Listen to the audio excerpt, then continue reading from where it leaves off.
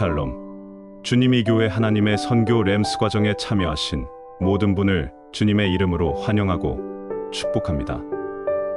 오늘은 2부 우리가 찾은 대답들 중 제3장 창조 세계를 돌보는 백성에 대해서 알아보겠습니다. 내용 요약은 다음과 같습니다. 창조 세계를 돌보는 것은 하나님께서 인간에게 주신 첫 번째 소명이자 하나님의 선교에 포함된 중요한 사명입니다. 성경은 창조로 시작하여 새 창조로 끝나며 이는 창조 세계가 하나님의 영광을 위해 존재한다는 사실을 강조합니다. 크리스토퍼 라이트는 창조 세계를 돌보는 것이 단순히 환경 보호의 문제가 아니라 창조적 차원과 구속적 차원을 모두 포함하는 선교적 책임이라고 말합니다.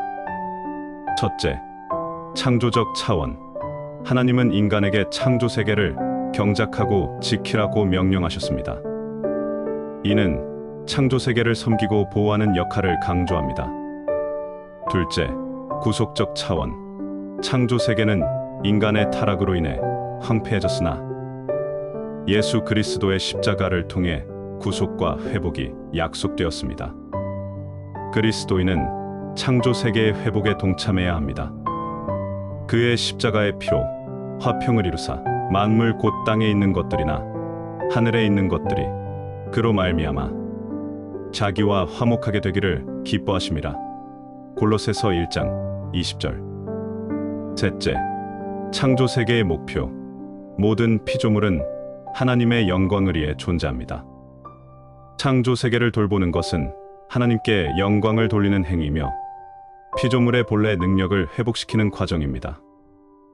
인간의 삶과 창조 세계는 상호 연결되어 있습니다. 우리의 행동은 창조 세계뿐만 아니라 인간 공동체에까지 영향을 미칩니다. 따라서 그리스도인은 친환경적인 삶을 통해 창조 세계 회복에 동참해야 하며 이를 통해 하나님의 선교를 이루는데 기여해야 합니다. 본문의 주제 말씀은 여호와 하나님이 그 사람을 이끌어 에덴 동산에 두어 그것을 경작하며 지키게 하시니라. 창세기 2장 15절. 겨자씨 나눔 질문을 다음과 같은 것을 생각해 볼 수 있습니다.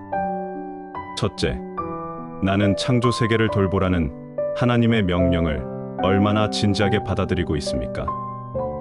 둘째, 내 일상에서 창조 세계를 지키기 위해 변화가 필요한 부분은 무엇입니까?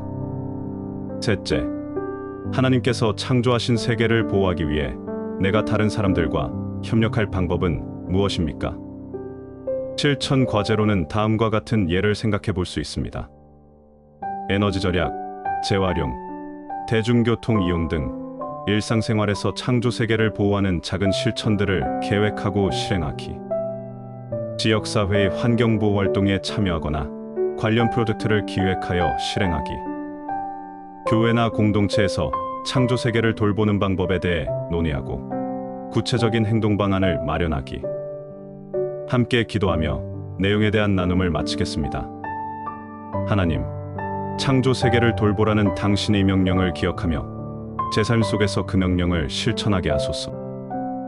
제가 환경을 보호하고 피조물을 섬기는 삶을 통해 당신의 사랑과 영광을 드러내게 하소서.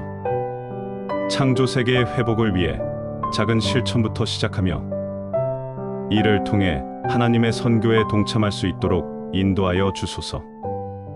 예수님의 이름으로 기도합니다. 아멘.